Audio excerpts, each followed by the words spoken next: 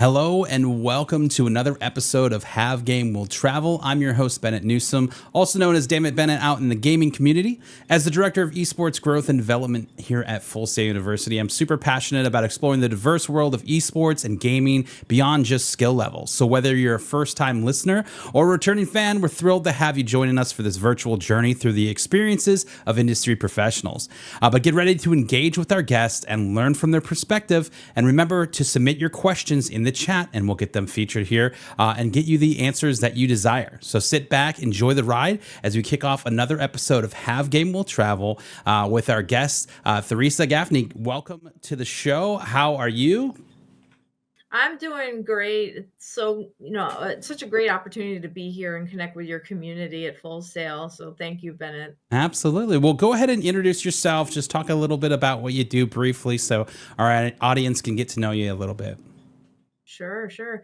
I'm Theresa Gaffney. I'm a professor of esports, I guess, nowadays at Harrisburg University. Yes. I'm a corporate faculty there. I teach a couple of classes on social media as well as just the esports industry. That's a lot of what my time is, as well as a full-time counselor. I work with various clients on their needs, and it's super exciting to have such a diverse kind of job these days to be able to be a counselor and be a teacher. I'm just truly blessed. So that's how I'm spending my days these days.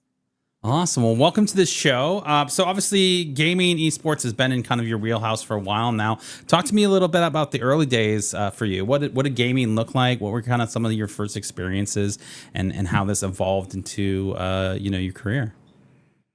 Sure. Yeah, I've been in esports. Wow, it's weird to say over like 12 years now. Yeah. I guess my first article came out in 2011 when I was working at the Collegiate Star League as a writer. That's how my esports career started. But I mean, I've been playing games since I was little. My dad is the reason why, I play PC games particularly.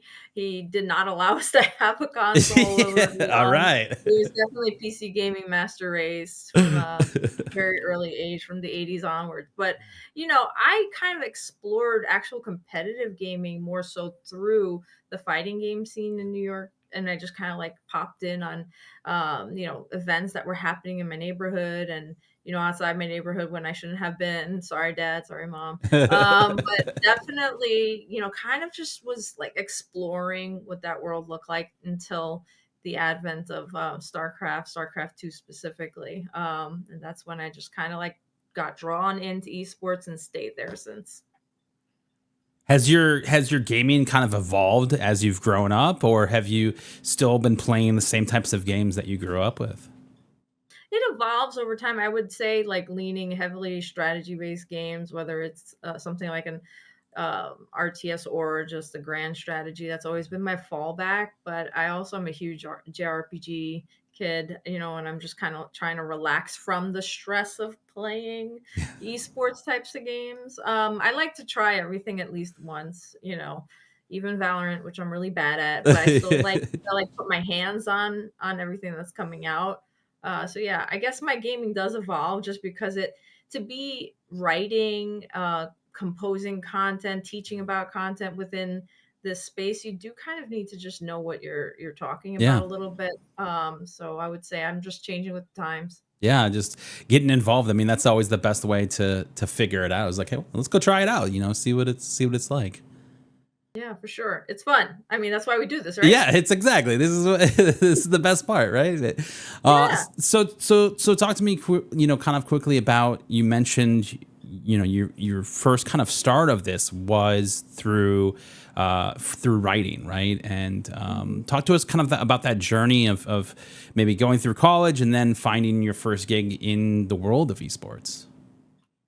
Yeah, I kind of look at my career journey as unique because, I started off as a history major in college and had no concept of what I'd be doing with that. I dabbled in media studies as well, so that was kind of probably a precursor to everything I'm doing now. But I kind of just because I'm like 41 years old now, like esports wasn't a thing when I was Right. finishing up my undergrad degree. When I was getting into my master's degree and getting my teaching certification more so, that's when it became more of a talk on campus, talk Hmm. amongst friends. Even the technology had gotten to that point by 2010, 11, like where everyone's starting to say like, oh, what is this Twitch.tv Yeah, thing? right. What is, that game you used to just play and in lands with your friends? Why is it streaming? What's this? And I got curious about how to get involved in the scene. I like everybody else was enjoying the content people were putting out. I was up late watching StarCraft from Korea. I was up early. I was like, how can I get involved? And I'm like, I have a passion for education. And I also am really enjoying esports and want to contribute. So CSL was looking for writers. I love StarCraft. I just said, sent in an application and they said, sure, let's go. Yeah. So kind of just started from there. It was volunteer, like most of us, like early on. There were people obviously there in there before me doing the same thing, building up industries, but we all kind of like put a stake in it and said, you know what, we love what we're seeing. We want to put our own stamp on it. Yeah, and I love that. And I think that kind of idea of just taking a shot, right? You say, hey, let's see what happens, and from there, obviously, it's grown into to quite a bit. Now, obviously, you are working at Harrisburg University. Talk to me about kind of transitioning from that and writing to esports management and teaching these digital marketing and social media strategies at Harrisburg University. Yeah. So I was at CSL for quite some time, but in between that, I had gone to Korea to teach at a college there Right. while also running some summer events with Africa TV. So I had like this like double-edged experience there of like I love esports, but I love teaching and I have to make a choice.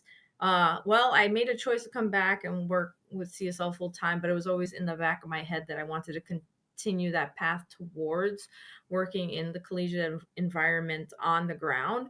So I would travel to events with CSL, and eventually an opportunity with HU came up.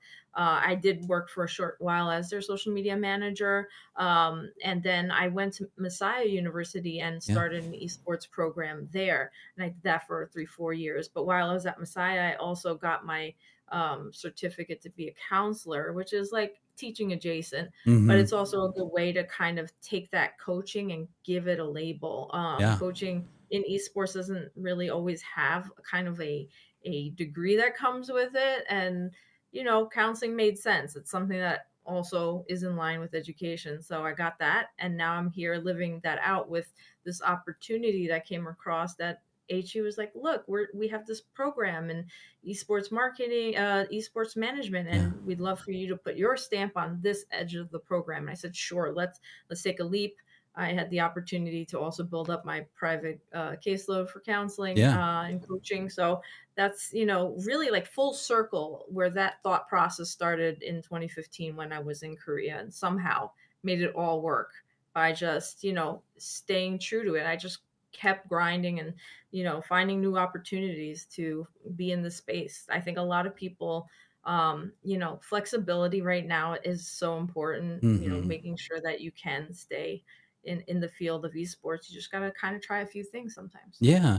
Well, let's talk about Messiah University. I like kind of your approach to this from the coaching slash counselor side. Can you talk to us a little bit about that? Like what you feel like maybe were some of the positives of combining those two kind of strategies together? Yeah, so I think, the intent was obviously go back to school, get your counseling degree, but the opportunity to be a coach was also there. So, in order to make that work for me, I decided that the universe was telling me that I need to elevate this experience and Right. tie things together. So, I told myself, you know, my coaching is not going to be the same as like, pro level Overwatch coach, or whatever my teams were playing at the time. I'm going to be able to give them something different, which is more on the like meta team level, team building, team, regulation, things like that, that may Right. be harder for some newer players who have maybe never been in a team. So I Yeah. said, what can teach you that? Counseling strategies, things for, we would actually keep maybe outside of our mind of esports coaching. So I felt like it was kind of like a calling and an opportunity at the same time that, if you had asked me a year before that was what I'd be doing, I probably would have said you're crazy. Yeah. But it ended up presenting itself. And I said, you know what? We're going to combine this. We're going to elevate coaching to a place where people can talk more holistically and become bigger and better people through other strategies that another field employs. Right. And I like what you said there because, I mean, dealing with a lot of students that have never been part of a team in general, whether that's traditional sports or any other, is a large undertaking for any coach, right? Especially in gaming where typically no one is coaching them in that role leading up to sometimes joining an esports team or organization. So I think like that's brilliant, trying to kind of combine those two things together to really have impact and be more meaningful with what you're talking about. Obviously, as a mental health counselor, obviously mental health is a big part of the conversation. How do you see this evolving, when it comes to mental health and esports? Yeah, this is an ever evolving field, right? I think, early on we had a lot of good conversations around mental Right. health and esports as being like we need to make this an important point of our programs, but it's not Right. actually always in the program structure naturally. Like there's no set plans for like your mental health and your Right. players and how to talk about that. That's hard for someone who's actually not been in mental health Right. wellness in general. So I think, I'm a fan of everyone's work that they've done so far in this field and making their players healthy. And I honestly, like, I can shout out so many people for that. But I personally just think the differentiating point is, consulting with, a counselor or someone else who has that training to bring that into your program Yeah. somehow. So that's, I think, where my passion is like helping educate the educators Yeah. nowadays, more so like if I do one-on-ones, they're more like, counseling a player, things Hmm. like that. That's actually fun. When I'm counseling a player one-on-one, we can actually get into it. We can talk about their performance issues in a real clinical setting. But outside of that, I'm very much a proponent of helping people understand how they can touch their players in ways that will grow their gameplay, and also just their life outside of the game, because we see some students who like only think about gaming, and that's actually Hmm. bad for their gaming, if Yeah. that makes sense. Yeah. Having a little something else to think about and have separate from, I've gotta, get my KD up, right? Like it's Yes. Yeah. Oh man, I'm seeing some friends in the chat. Hi, Tank. Uh, yeah. I just appreciate it. But yeah, no, this has been a fun ride so far. And Yeah. people like, Tank, they've been around forever. They've seen these things, that Yeah. I've been seeing. It's just like trends. So my job, I guess, right now is observing trends and helping people stay on the healthier side of trends, either as an educator or a counselor. Yeah, I like that. I mean, you do have an incredible breadth of experience in the space. 12 years plus in the world of esports, and I would love to kind of get your take. I mean, obviously, we'll go into way more of that journey of those 12 years, but like looking back at things now, you've really seen the industry grow and shrink and do a bunch of backflips. Like, what has been kind of like a particular moment that you've seen along your journey that has really kind of stuck out to you? And obviously, if it's in that digital marketing or like a social media area, that's cool too. If that, because that's obviously been a big kind of era for you. But what's been one of the most impactful things that you have seen as the industry has evolved over the years? Gosh, that's a big question because, in the work that I've done, it's largely collegiate, but always interfaced with the pro scene. And Right. I think that, personally, it was impactful to see CSL first at DreamHack. Yeah. We were in Austin in 2016. That was like for me, like, wow, our world has actually stepped up to a point where we are interacting and in the presence of people who are like pros. Not that we weren't at other events, Major League Gaming and otherwise, but it Right. felt really big that year for some reason. For me personally, the year before, these were when the first scholarships were being announced, in the Midwest. So all these programs were popping up, and we're starting to see, okay, there's some elevation in the space here, Maryville and such. I was excited in that year from 2015 to 16 to see where things were going to go, because I remember conversations before that where I was just, hanging out and having, happy hour with friends in the industry, and they're like, "Well, where do you think collegiate's Yeah. going?" And some people were like naysayers, but most of my friends were like totally cool with it. But there were other peripherals who would pop in and be like, "That's not going to go anywhere." Yeah. And while you could argue that collegiate is one of the more stable parts of North American esports right now. So I don't know. It kind of stuck out for me personally within Yeah. that year. Yeah, and you're absolutely right. I think we all kind of have that same level of agreement that, like, the collegiate space right now is really one of the more secure spaces in esports, which is good. I think this is obviously providing a lot of opportunity for students as well. Maybe people that never thought about college as an option that is now the reality for them. So I think that's a really cool thing. Obviously, through your journey, though, you've had a lot of different roles, from content, curation to, writing, video, producing, like all of these. How have you been able to kind of balance those all together and kind of continue to offer expertise in a lot of those areas? Gosh, that's a great question because I ask myself that every day. Like, why am I doing so much? Like, why are you always doing the most? I'm doing the most because I love this field. I Yes. wouldn't be doing the most if I didn't love gaming and esports in general. So I use that as my guiding like value, is like I need to find connections between the things that I do. So if they're different, they're not quite so different. So counseling could be seen as another area of my life, but it's not, in the sense that I'm growing my expertise to help, a special set of clients I might have, or like programs I might, interface with to help them grow. That is fully aligned with teaching in this field, so others can learn from my experience, and also fully aligned with where I freelance. Like, for instance, like right now, it's community gaming. I'm Right. helping curate content for them, and that is all, and right, and that is like the way that keeps me fresh, to always know the news. If I always know the news, then I can always talk about something with a client, and I can always Yeah. teach about something. So they all push each other around the same wheel. So if that makes sense, I don't know if I described Absolutely. that the Yeah. best way.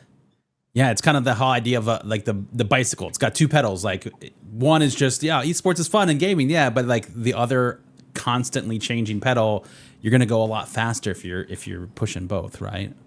Absolutely. So I'm always a proponent of like try a little bit of everything, but make sure that if you are going to do more than one thing, that they are complementary things. And if they aren't, and they're going to be draining Yeah. eventually to your Yes. emotional energy, and you're not going to feel like you make progress then, Yes. right? Yes.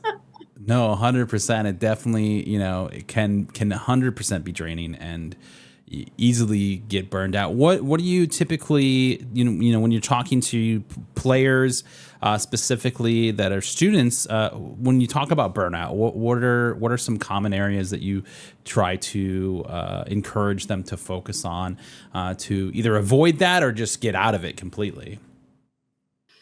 Burnout is such a hard topic to engage with because it's so individual, right? So Yeah. I like to get an idea of where students are coming from, like as a whole. So if it's like a whole class I'm talking to about burnout, we talk about what are the factors in their current schedules and lives, and try to manage it in a way that seems, that it's not just them doing it. So if it's a class or an esports team, they're not in their activities alone per se. Right. All the students are doing the same project. I help to relieve some of that burnout through collaboration if possible. That's building supports, right? So, and if you're going to a counselor, they're going to be like, "What are your supports and who's supporting you at this time?" That can help elevate yourself out of burnout, just knowing that you have someone there. So we work with that. I also like to help them be able to tell the story of their productivity better, because a lot of times when you're burned out, you don't think you're doing anything. That's actually usually the total opposite. You've actually been over functioning, and let's dial it back and talk about what you've been doing well.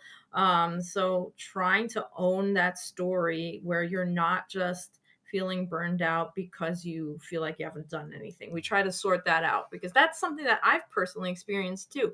You do a lot, but you don't feel like you're making Yeah. progress. Let's see where you actually are. Let's get a reality check on that. So burnout can be multifaceted, but it can really start with like getting support from your supports, not feeling alone, and telling that story to yourself a little better. That maybe maybe you're actually doing pretty well, and we just gotta like regulate your time better. Yeah, I like that. Focusing on the things that you're actually doing, because you're doing a lot. Like that's huge. Mhm. I never really thought about it that way, but you're absolutely right. A lot of times it's hard to see that when you're going down a tunnel, right? And you don't think Yeah. about what's behind you, what you've already accomplished, and the things that you're focusing on, which is really important. Kind of you have to give yourself some wins every now and then, right?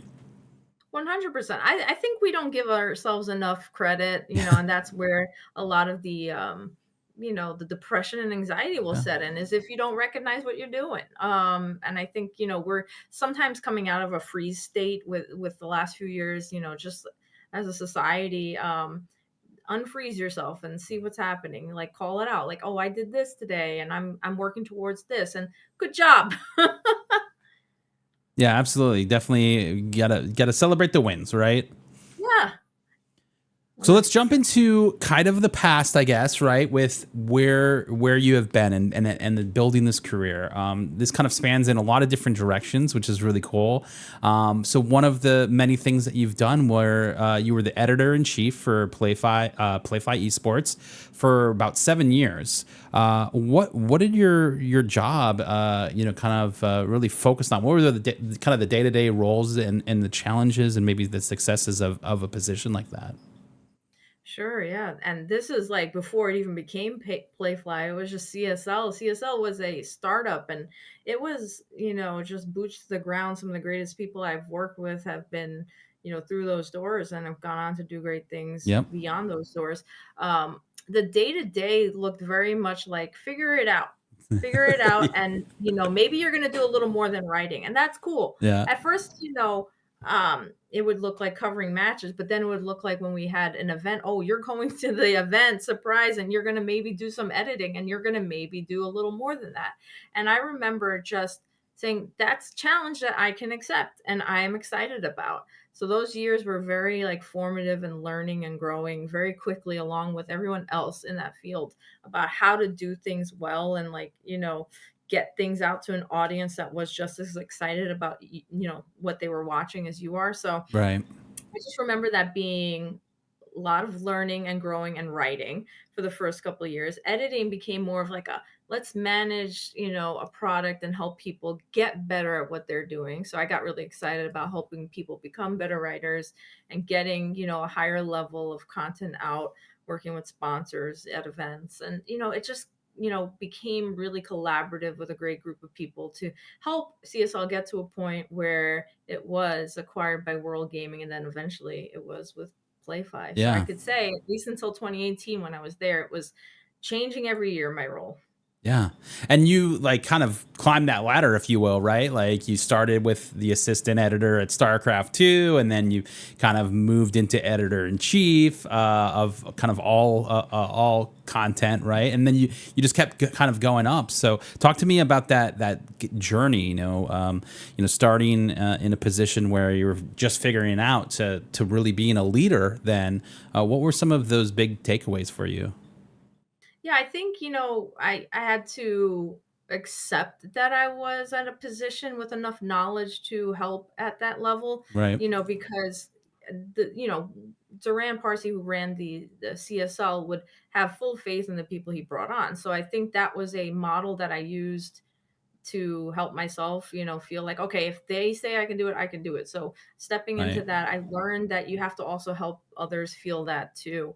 So I just remember that change in leadership, like where I had to do a little more myself was like a little scary at first, but then it was really awesome because, it was like when your buddies rely on you, it becomes like that you're the Avengers, really. You're all together in it. So I love the collaborativeness of esports where you can get on that level with your peers and people you work with. I think that's not experienced in other industries as much. I mean, I know that there's negatives to some of that too. Like, Right. we could talk about burnout all day, about like Yeah. feeling like you're always on, but I don't think you can replace that either, especially in that time that we're talking about specifically. I think everybody was just so in Yeah. 100% on everything that And like you had to act that way. yeah, and it was growing and it was changing. And I mean, let's be honest, it still kind of changes almost every couple days, anyways. But in those early days, it was just so new and exciting that I'm sure everybody was engaged. But going back to the burnout kind of question, that we do have our first question from chat, which is from Jacob's Nachos. He asks, how do you find ways to motivate or help folks that you see are burned out or are burning out that maybe can't see it themselves?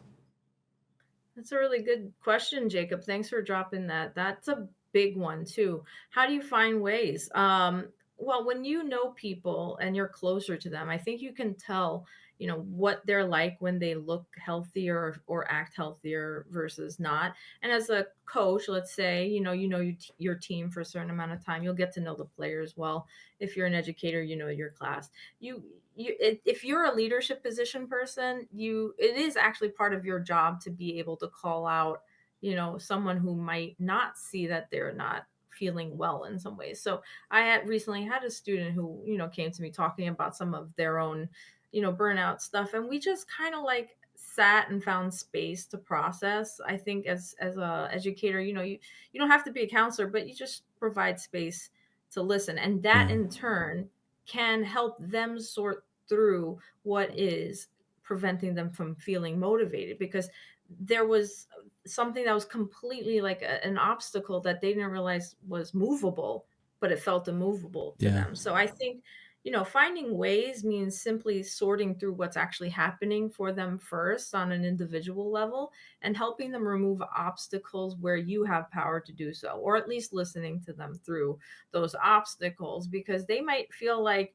they're not able to like gain SR in their, metaphorical life sense because something's blocking them. But actually it was just something they needed someone else to help reframe. And now they're killing it on ladder, so to speak. So Yeah. I think it's just being a mindful listener and a good leader in telling the signs and helping them. And that gives you natural motivation by knowing that someone cares enough to ask and help you. Yeah, definitely. And I think providing that space to just listen, let them talk, right? Like that's such a big deal. Especially most of these students that you're probably interacting with have built a relationship with you. They trust you. They see you as one of their own, right? And so being able to take the time to make that space is really important. Yeah. And I think you can apply that just as a friend too. It doesn't have to just be an educator or a leader. You can, if you see a friend that's kind of like flailing a little bit, just point it out, be like, hey, what's up? Let's talk about it. Yeah, There's just, that goes such a long way. Safe spaces are great, in that sense of just like letting people talk. definitely. So now, in doing research for this episode, I stumbled upon something that I thought was really cool. Talk Oh. to us, talk to us about the newsletter editor at TED of the TED Talk fame, right? Like, talk to me a little bit about that, because that's a pretty cool thing. Yeah, that was a cool time in my life. Okay, so TED was a time that like I was open for contracts. I'm always, looking, continue my content development as a person who is, I want to be action based, so I want to be Right. doing. So at that point, I applied for this position that was open, and they hired me. So I was like, "Well, this is so cool." They were transitioning. They needed someone for at least 6 months to help them transition between platforms. They were using CRM platforms, so we kind of like just created a newsletter strategy and like a mitigation between, like the confusion Yeah. that was before and the clarity that was after. So that was so cool. Like really, honestly, that was such a neat job that even if it was meant to be short time, I learned a lot through it, because it ended up being a little more than 6 months too. We kind of like extended that a bit. And just learning how a bigger organization does what they do to communicate with their audience, which Yeah. is like millions, is Yeah. huge. That helps you frame that for when you're like working with startups. You can say, well, this is where you could be in 5 or 6 years, but even they have these issues, so let's work on them in advance. So that was like a cool perspective to bring back, and love just learning every day. And really just everyone's so curious there. Yeah. Yeah, I love that. I saw it and I was like, that's so cool. Like I mean, obviously such a huge brand, right? Like most people are pretty familiar with what a TED Talk is, and to be kind of in that world, like you said, being able to bring that with you, that knowledge, that experience, and be able to share that with, startups like you said, or just other people, or even using it, in your day to day, is a really cool thing. I Look, literally taught a unit on newsletters in one of my courses, and it was so helpful to yeah. have a lot more, just grounding to teach that. Yeah, and I'm sure it gave you some credibility too with some of the students, right? They were like, "Oh, that's a cool Unless gig they that you've don't care. had." A lot of them are like, we don't even get newsletters. I'm like, oh, well, maybe when you are like 5 years older and you Hmm. only are managing your life through your inbox, Yeah, you'll start getting right. newsletters You will. You'll like this newsletter, I promise. one day. Talking about your younger self, looking back, what sort of advice would you give yourself, knowing now what you know, for you just coming out of college? What sort of advice would you give you to help kind of continue you on your journey? Yeah, there's a lot of us think on like coulda, shoulda, woulda Hmm. kind of axes, and I'm trying not to do that anymore. Like obviously, if I could go back in time, I would have told myself to finish, studying media studies. I probably would have used that quicker, but you should never think that way, honestly. Right. I would give myself the advice of just actually walking into that flexible mindset earlier, because I felt like I was more inflexible when I was graduating from undergrad. I just felt like, all right, well, I'm obviously going to either work in law or be a teacher. There was only two options at that time. That was kind of an inflexible thing. I grew more flexible as I saw the world and experienced it. I was born in New York. I grew up in New York City.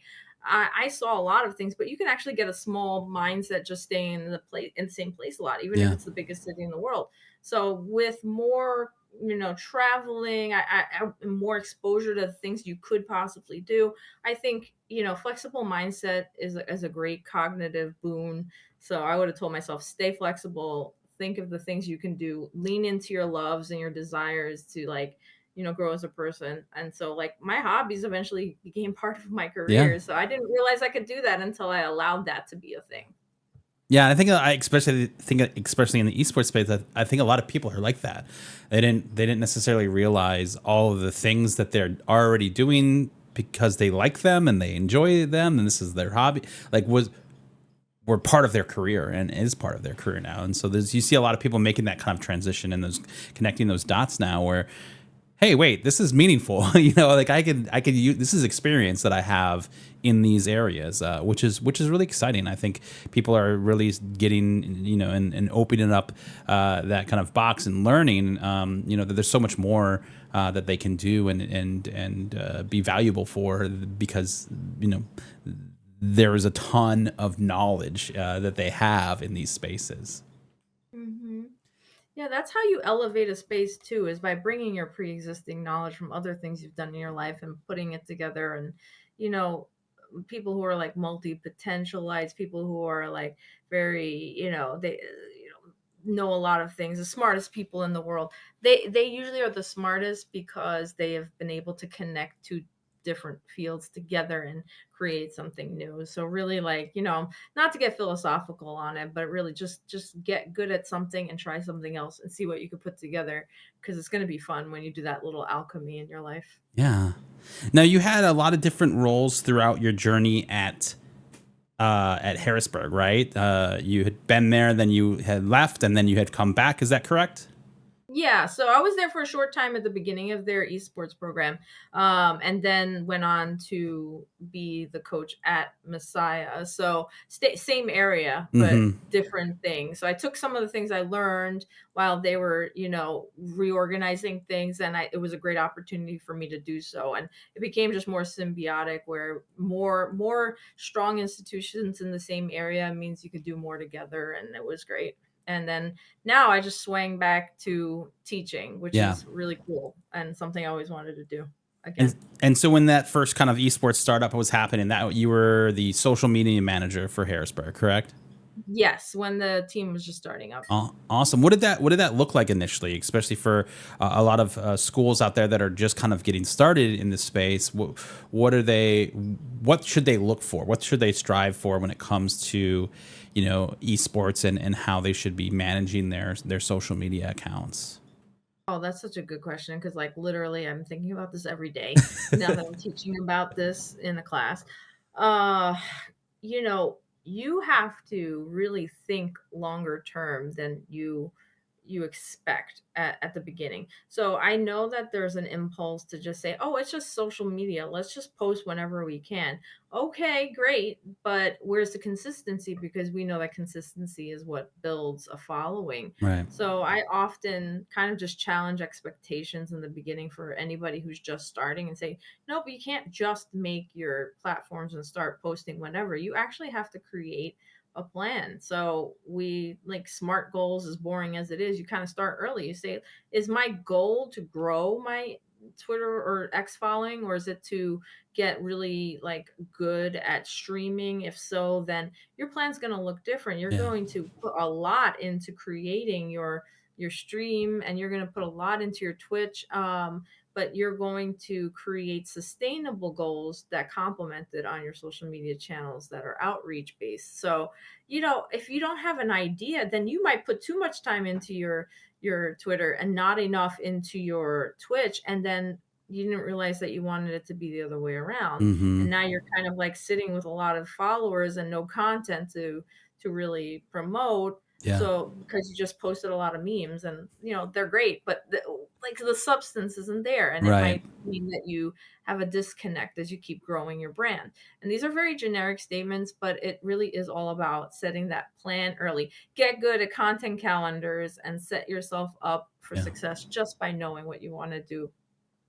With how sometimes crazy scheduling is for matches and in the moment clips of great things that happened in the game, like how important is that to the overall strategy of social media managers with their specific teams? Like what I guess maybe a better question would be like, what would be like the top four things that you should be doing as a social media manager to, put your best foot forward when it comes to esports. Yeah, I mean, like, you need to be on top of what your team's doing. So the top 4 things you need to be doing, like, one of them has to be watch your team. Be watching, be knowing what they're doing and capturing things in the moment, Right. and setting aside that calendar for spaces of, like, when you have a match, you're gonna be live tweeting or live, like, covering that event in some way.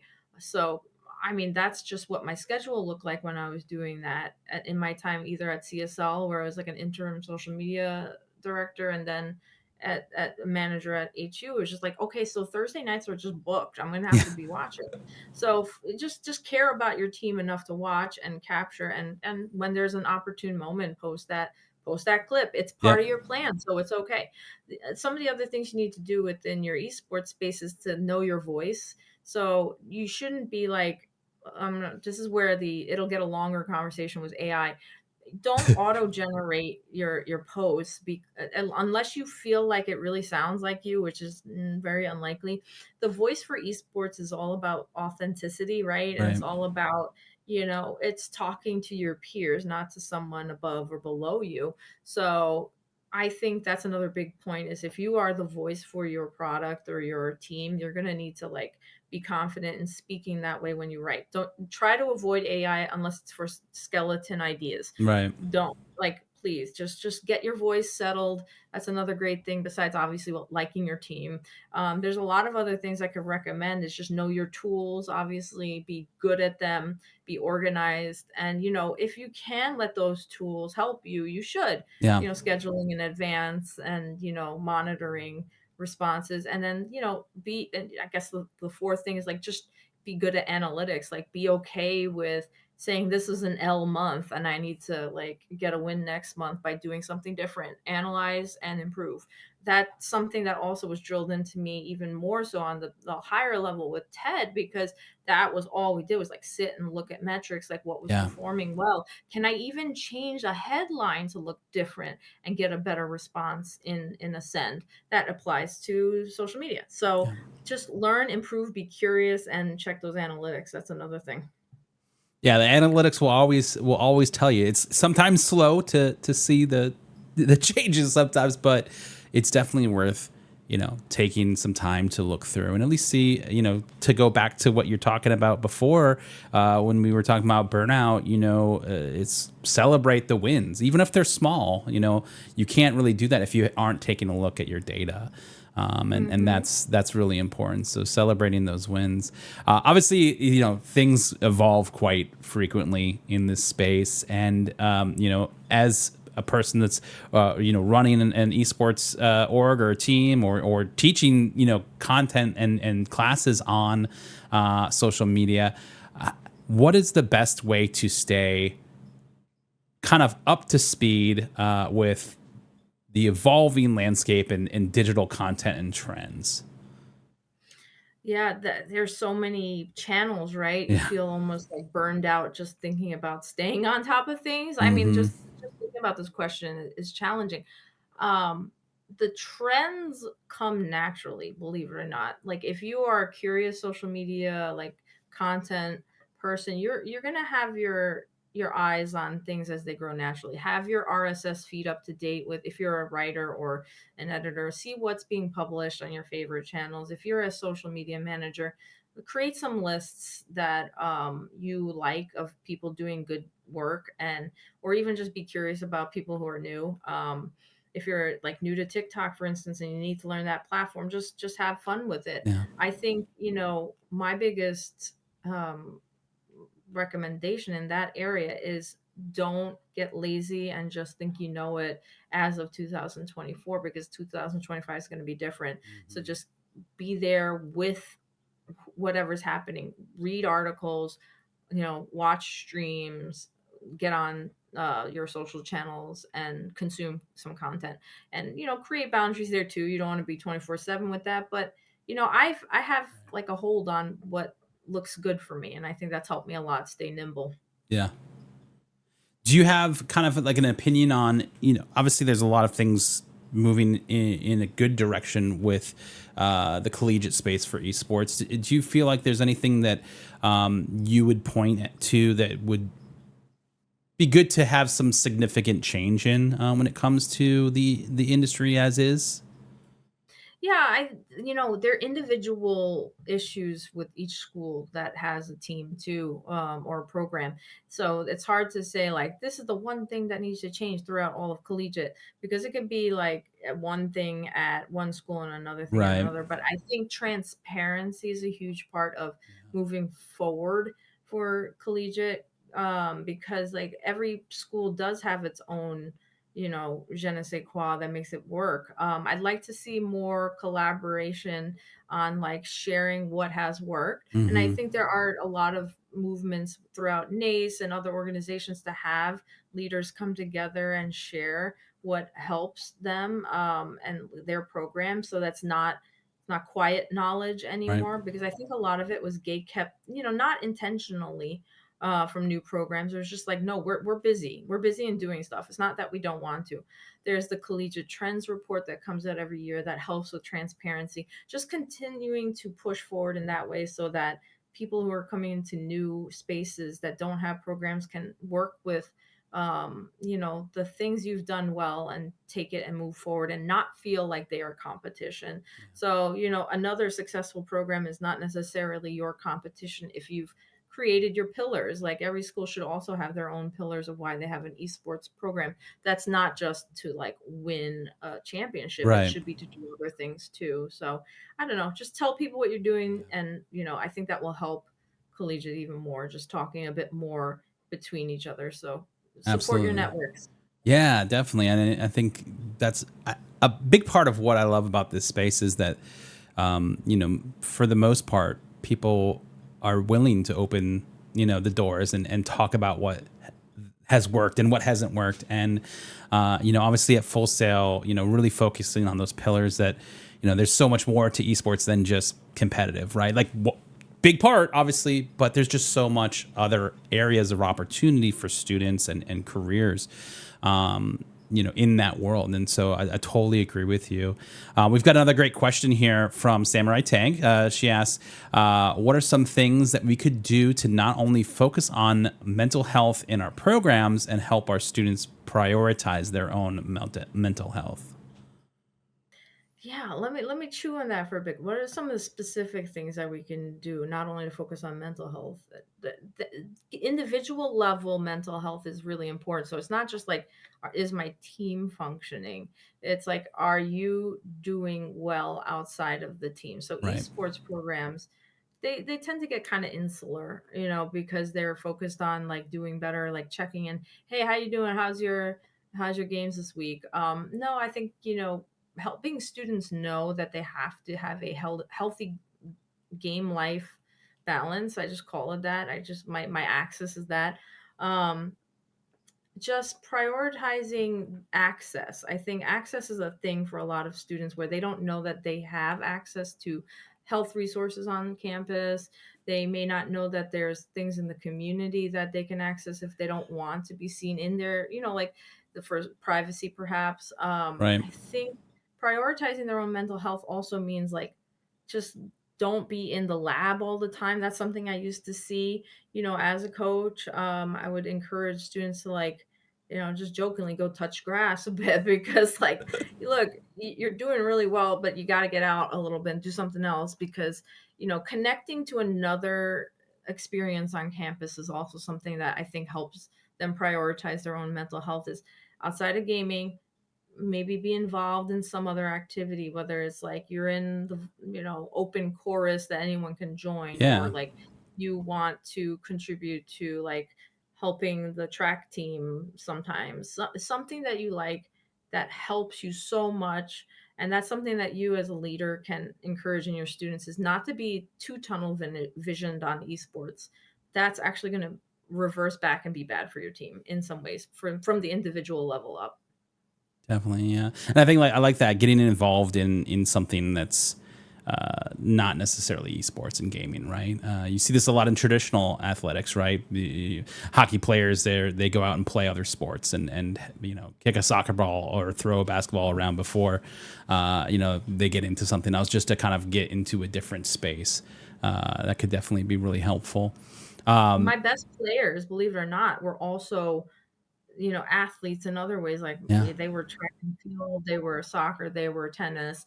And that was because they built like a lot of facilities around managing stress. yeah. And I think that was something that wasn't as present in those who were only esports athletes, if that makes sense. Or Hmm. musicians had a different sort of, I have a whole opinion on musician esports athletes, but they can be really great too, but they have a different pressure on them. So For sure.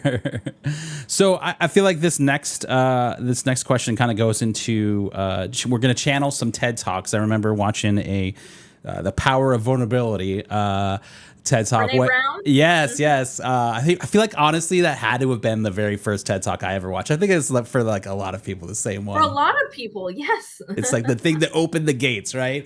But let's be vulnerable for a second because I think it's really important. Do you have a moment in your career where you felt particularly like really challenged and didn't know how you were going to get through or to be successful in that, and how you overcame that?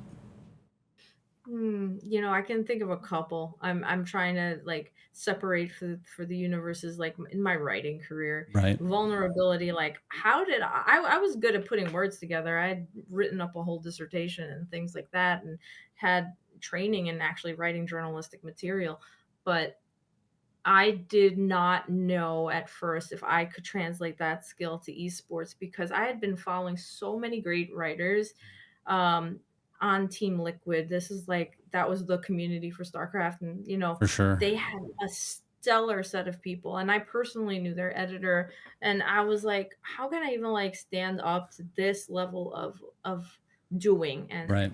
I realized that the standards were different, though. I was setting a standard for myself that wasn't even applicable. I wasn't writing about the same thing they were writing about. So when I let go of that, I was kind of able to do a little better. I was able to say, no, you actually need to lean into your college experiences and your writing in that way and help translate it for a different audience because the amateur audience, the collegiate audience looks a little different than the pro audience. So at first it felt really crappy. I felt like I was comparing myself constantly to what I was seeing coming out on TL or otherwise, and that felt not great. And as a coach, I also was like, man, are you going to be able to do this? I remember going to our first LAN, and I felt like I was making things up as I went along, but I really wasn't. I knew what I was doing, Yeah. but felt challenged by the new environment. So every time I feel like vulnerable, it's because it's probably a new thing for me.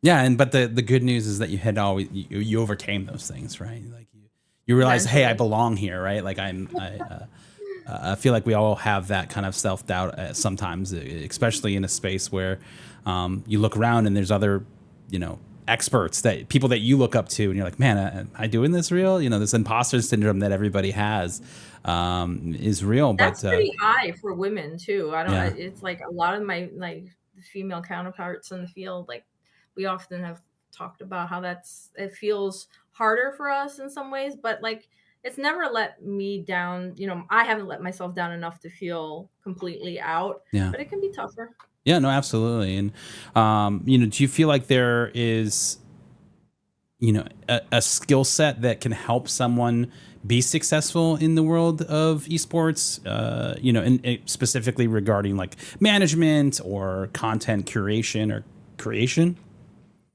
Oh man, like yeah, for sure. Organization and creativity are the top for being a writer. Like if you are creative and organized, you're already going to shoot right up that ladder because especially in esports where people tend to be a little more flighty between things sometimes when they're like looking, especially if you're a volunteer or like an intern, if you're just consistent, organized and creative, you're going to go pretty far. And then you could see where that takes you as a manager or a coach. I think that also applies, but you also need to be, very, very like future oriented. You need to know, again, you need to develop those like pillars for your organization or your company so that you don't feel overwhelmed in transmitting that message to someone you are working with who's like reporting to you. Because if you feel like you don't know where you're going and the organization is going, how are you going to have someone who's helping you feel good about what they're doing and where they're going? Yep. And there's sometimes going to be times that as a manager or coach, you're going to have to take the hit for the person under you. And you're going to have to be resilient enough to know that you have done it for a good purpose and it's to help sustain this group that you've started up. So I don't know, there's a lot of resilience in both roles, but even more so as a coach or manager and leader in esports. Definitely. Well, we're getting down to our last questions here, and I do want to obviously give you some time to share where people can find you, how to reach out to you, get in touch with you. But for yourself, obviously, I mean, you've had this incredible career already, 12 plus years in the world of esports. What's next for you in your career? Are there like any upcoming projects or goals that you're like working towards or excited about? Yeah, I'm really happy to continue working as an educator in this field just to be able to have esports at the college level feel more legitimized and in a way a prism on a bigger spectrum of media studies and management is also like to bring together media studies and like business management. I want it to feel like the students are walking out of a program and being able to use that not just in esports but in any business. So I think that's like a big goal through my teaching. Yeah. Through my counseling, I'm looking to hopefully start up more content on esports and mental health and the intersection there. myself where that's going to happen, or TBD, but soon enough. I think that it may also look like talking about how mental health can help your esports game by improving it, but also vice versa. Like, let's just talk about the major topics that you're seeing on social media and breaking that down and making sure that you don't have an inaccurate sense of that, so you don't feel discouraged, because there's a Yeah. lot of trends that I think deserve some analysis there. Harrisburg stays winning. Yeah. Well, thank you so much for being on the show. Can you tell people how to find you, how to get in contact with you?